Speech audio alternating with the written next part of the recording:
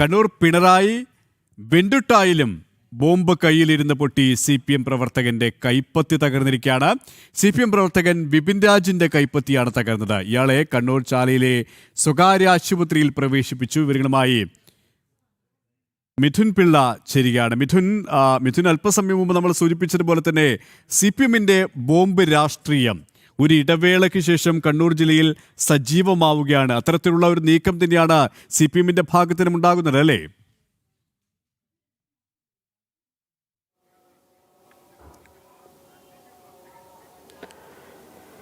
KP അല്പസമയം മുമ്പാണ് ഈ ഒരു സംഭവം നടന്നത്.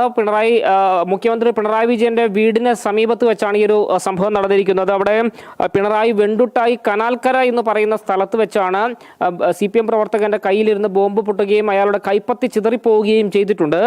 CPM പ്രവർത്തകനായ വെണ്ടുട്ടായിലെ സ്നേഹാലയത്തിൽ വിപിൻ രാജിന്റെ കൈപ്പത്തിയാണ് തകർന്നത്.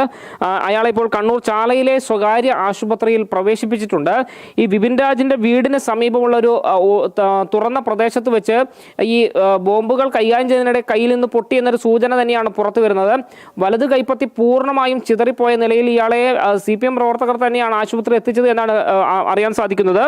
CPM ശക്തി കേന്ദ്രമാണ് ഈ പിണറായി വെണ്ടുട്ടായി കനാൽക്കര എന്ന് പറയുന്ന പ്രദേശം. ആ സ്ഥലത്താണ് ഇങ്ങനെ ഒരു സംഭവം നടന്നിരിക്കുന്നത്. ഏതായാലും ഈ ആധുനിക കാലഘട്ടത്തിലും ഇത്തരം ബോംബ് രാഷ്ട്രീയം ഇവർ ഉപേക്ഷിക്കുന്നില്ല എന്നതിന്റെ ഏറ്റവും വലിയ തെളിവ് തന്നെയായി വേണം ഈ ഒരു സംഭവത്തെ കാണാൻ. ഏതായാലും ഈ പിണറായി പോലീസ് സ്ഥലത്തെത്തി പരിശോധനകൾ ആരംഭിച്ചിട്ടുണ്ട്. അവിടെ നിന്ന് ഇയാളുടെ കൈപ്പത്തി ചിതറിയതിന്റെ ചോരയും അതുപോലെ തന്നെ മറ്റവശിഷ്ടങ്ങളും ഒക്കെ അവിടെ നിന്ന് പോലീസ് കണ്ടെത്തുകയും ചെയ്തിട്ടുണ്ട് എന്നാണ് മനസ്സിലാക്കാൻ വേണ്ടി സാധിക്കുന്നത്. ഏതായാലും വലത് കൈപ്പത്തി ബോംബ് ഉപയോഗിക്കുന്നതിടെ പൊട്ടി വലത് കൈപ്പത്തി ചിതറിപ്പോയ നിലയിൽ വിപിൻ രാജിനെ ഇപ്പോൾ കണ്ണൂരിലെ സ്വകാര്യ ആശുപത്രിയിൽ പ്രവേശിപ്പിച്ചിരിക്കുകയാണ് KP. ശരി, കണ്ണൂരിൽ നിന്ന് മിഥുൻ പിള്ളയാണ് വിശദാംശങ്ങൾ നൽകിയത്.